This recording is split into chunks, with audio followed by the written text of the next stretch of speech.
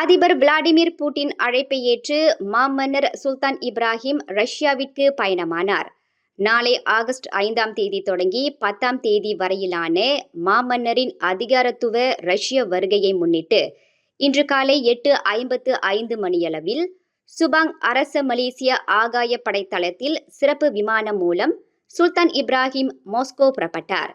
விமான நிலையத்தில் மாமன்னரை பிரதமர் டத்தோஸ்ரீ அன்வார் இப்ராஹிம், துணை பிரதமர் டத்தோஸ்ரீ ஃபடிலா யூசுப் மற்றும் மூத்த அமைச்சர்கள் வழியனுப்பி வைத்தனர். 1967ஆம் ஆண்டு முதல் மலேசியா ரஷ்யாவுடன் தூதரக தொடர்பு கொண்டுள்ளது.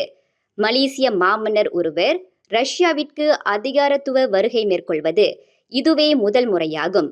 மாமன்னர் ரஷ்யாவிற்கு புறப்படுவதற்கு முன்னதாக அரச மலேசிய மலாய் இராணுவ பட்டாளம் வழங்கிய மரியாதை வரவேற்பை ஏற்றுக்கொண்டார்.